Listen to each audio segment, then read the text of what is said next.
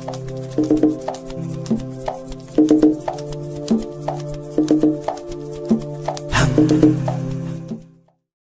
noches, me presento, mi nombre es Lady Carolina López, soy estudiante de la UNAD de primer semestre. En este momento me encuentro con el docente Julián López, quien a continuación procederá a responderme algunas de las preguntas de la materia Sujeto, Comunidad e Interacción Social. Buenas noches, Julián, ¿cómo se encuentra? Buenas noches, Carolina, ¿cómo estás? Muy buenas noches para todos. Bien, gracias. Bueno, Julián, cuéntame, ¿tú qué entiendes por sujeto, subjetividad e identidad? Bien, el sujeto se entiende desde el castellano o desde español en la materia como tal. Recuerdo que el concepto era la persona que realizaba la acción como tal.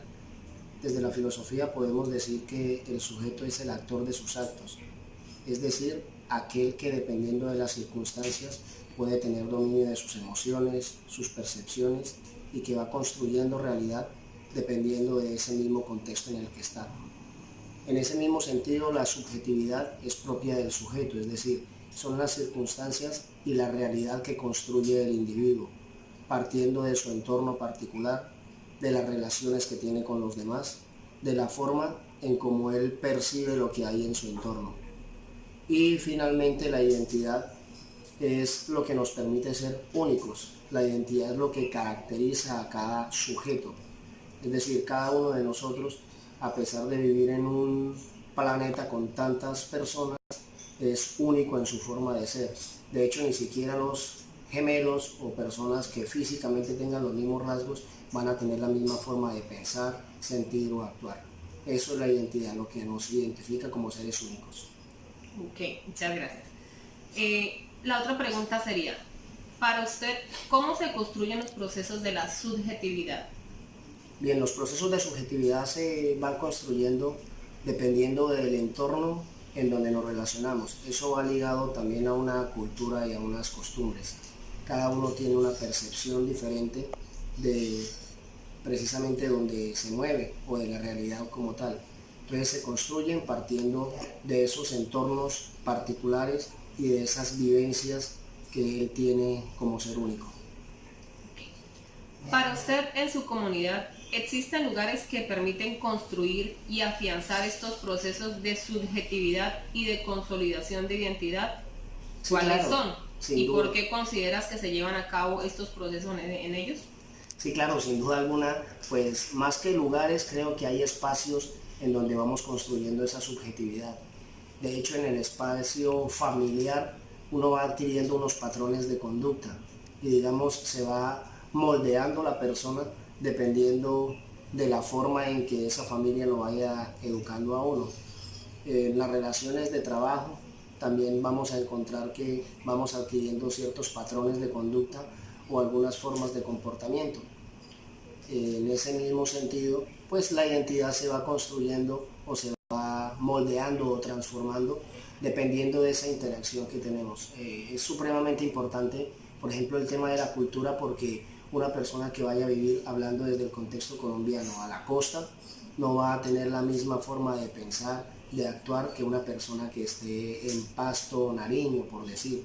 La cultura va a influir muchísimo en esa forma de ser y esa forma de ser es lo que permite construir una subjetividad de la realidad y esa subjetividad es lo que va a permitir también tener una identidad concreta. Exacto, diría yo lo mismo, ¿no? Que nosotros formamos nuestra identidad dependiendo de la cultura y el espacio donde estamos. ¿Qué lugares de su entorno cercano le permiten a usted construir procesos de subjetividad e identidad con su familia y en el trabajo y por qué? Bien, yo creería que los espacios más cercanos para construir identidad con la familia y en el trabajo eh, serían los en los que se interactúa con los demás, es decir, con los amigos. Un ejemplo concreto, yo voy a un determinado parque o a un espacio público y dependiendo de la realidad que yo allí observe, también voy mirando cómo eso se adapta a mi realidad concreta y a construir subjetividad. Otro tema importante que no se ha mencionado es que las condiciones socioeconómicas también van marcando parte de esas pautas de comportamiento. No es lo mismo una persona que esté, por ejemplo, en un estrato uno en donde el ambiente pues es un poco más popular, llamándolo comúnmente, a una persona que esté en un estrato 4 donde la situación, o estrato 5 y 6, donde su estilo de vida va a ser un poco diferente. Entonces, a partir de esas realidades también se van construyendo esas subjetividades e identidades. ¿Por qué el territorio tiene incidencia en los procesos de afianzamiento de los procesos de construcción del sujeto, la subjetividad y de la identidad? Bien, como ya lo había mencionado en un punto anterior, es claro que dependiendo del lugar donde nacemos se adquieren unos patrones concretos de conducta y de comportamiento.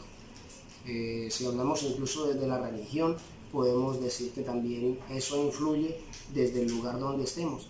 Por decir, en Colombia, hablando de este caso concreto, tenemos una marcación cristiana, bien sea una denominación católica o cualquier otra rama del cristianismo. Pero en su esencia somos cristianos. ¿Por qué? Porque eso obedece a todo un proceso de colonización, la conquista que tuvo España, etc. Si nosotros hubiésemos nacido en China, fuésemos cristianos, por ejemplo, quizás nuestra identidad fuera diferente y nuestra forma de ver la vida fuera distinta. Así mismo sucede, incluso en un territorio como el nuestro, es muy curioso que tenemos esa gran riqueza cultural. Como ya lo decía anteriormente, no es lo mismo el comportamiento que tiene un costeño, al que tiene un paisa, al que tiene un llanero, al que tiene un opita, al que tiene un pastuso o al que tienen también algunos resguardos indígenas. Toda esa riqueza pues debe hacernos comprender que precisamente la unidad se construye en la diversidad. Para usted, ¿existe relación entre territorio, subjetividad y procesos de generación de identidad? ¿Y por qué? Sí, completamente. En esa misma línea, pues dependiendo del lugar donde nosotros hayamos nacido, de ahí se va a marcar esas pautas de subjetividad. Es muy curioso porque yo soy de Supía Caldas, por ejemplo, de nacimiento paisa, por colocar un ejemplo personal, y hace mucho tiempo ya vivo aquí en Santander. Amo estas tierras santanderianas, pero si a mí me preguntan cuál es la arepa que más me gusta, voy a decir que es la arepa blanca, la paisa. Para algunos es insípida y van a decir, ¿cómo se le ocurre? Es mejor la santanderiana, que es amarilla, mire que es más rica, que tiene más sabor. Pero particularmente a mí no me parece. ¿Y eso se debe a qué? A un patrón de conducta o de comportamiento que obedece a la cultura. Y esa cultura va a marcar mi forma de ver la comida, mi forma de sentirla, que es un proceso de subjetividad, y eso lógicamente va a marcar mi identidad, porque no voy a dejar de ser paisa en ese sentido, o no voy a dejar mis costumbres y mi cultura, a pesar de que amo mucho esta tierra santanderiana. Para usted, ¿cuáles son las prácticas que se realizan en su comunidad y que permiten generar procesos de identidad? Y explíqueme por qué. Listo, aquí particularmente en Barrancabermeja a mí me ha llamado la atención los festivales que realizan en torno al festival, por ejemplo, del bollo. Es un festival que puede mostrar una riqueza cultural que tiene el municipio, pero que afianza una identidad porque las personas se reúnen en torno a este acontecimiento para ir y degustar los diferentes bollos que hay en el municipio. También, aunque es un festival gastronómico como tal, permite que las personas interactúen, que lleguen, se acerquen y que eso construya identidad como tal. Por eso cuando se menciona la festividad, todo el mundo sabe a qué hace referencia, sabe en dónde es, porque ya hay un lugar determinado para eso, y lógicamente va creando unos lazos de afianzamiento en cuanto a la identidad. Sin olvidar que también tenemos el Festival del Dulce, ¿no? Sí, claro, claro.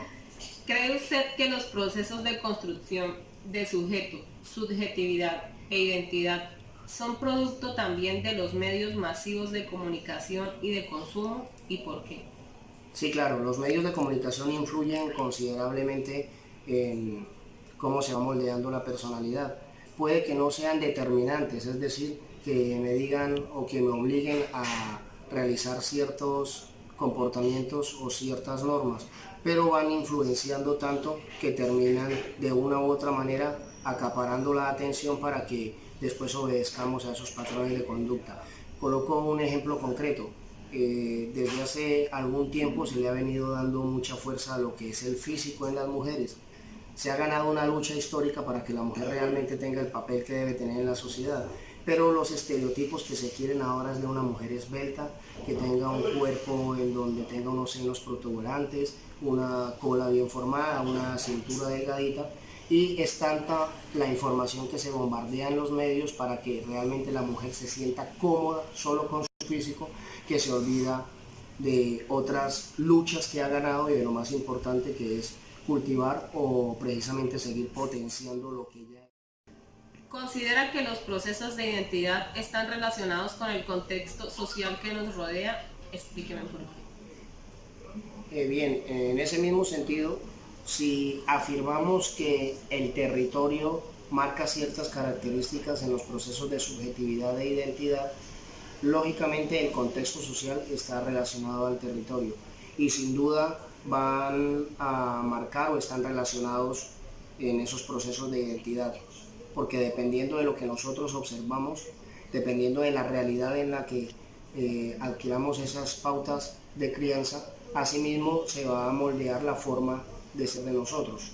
No es lo mismo, por colocar otro ejemplo concreto, una persona que esté en un contexto social en donde las relaciones entre personas sea de mutuo respeto, de acuerdos, a otra en donde por cultura o por el contexto social sea un poco más beligerante o donde las personas tengan un comportamiento un poco más reacio o quizás de respeto. Lógicamente eso va marcando también y forma parte de nuestra identidad. Un solo ejemplo así sencillo, incluso eso marca tanto desde el territorio y desde el contexto social que por eso se hacen estereotipos. Entonces uno habla, ay, ¿cómo es el santanderiano? No, esos son muy bravos, o las mujeres santanderianas. O ¿cómo es el costeño? No, él es muy relajado. O ¿cómo es el paisa? No, que trabajador. Por colocar un ejemplo, no todo ni es positivo ni es negativo, sino que eso va estrechamente relacionado con lo que hablamos del territorio y el contexto. ¿Considera usted que el reconocimiento de la heterogeneidad de grupos minoritarios aporta a la comprensión del grupo social y, de ser así, cómo estos reconocimientos generan procesos de identidad? Bien, cuando hablamos de las minorías hay que tener en cuenta que son grupos que por diferentes circunstancias no han sido tenidos en cuenta como tal, es decir, su palabra, su accionar, su modo de vida quizás no ha sido valorado, no ha sido tenido en cuenta por diferentes circunstancias. Eso de una u otra manera nos lleva a decir que se están excluyendo. Cuando hablamos de comunidad, cuando hablamos de subjetividad, de procesos de identidad, tenemos que utilizar una palabra por excelencia que es la inclusión.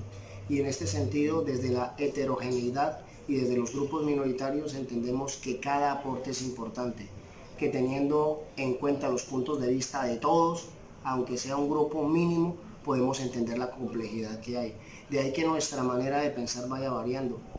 Un ejemplo sencillo frente a un tema polémico, la comunidad que se conoce como LGTBI.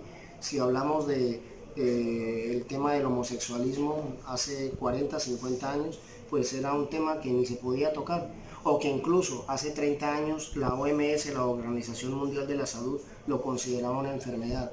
Ahora podemos observar cómo se ha cambiado esa percepción. No, son personas pues que se requieren también tener en cuenta desde el contexto que su opinión es válida y que entre todos podemos construir precisamente comunidad. Y aunque sean minoritarios, es válida y es respetable toda su interacción en el ambiente y en el entorno. Ok, amigos, esto ha sido todo. Le quiero dar muchas gracias al profe Julián por haber sacado un poquito de su tiempo valioso y bastante que tiene él de trabajo para concedernos esta entrevista. A todos mis amigos del grupo, espero que les haya quedado muy claro el concepto de sujeto, subjetividad e identidad. Muchas gracias.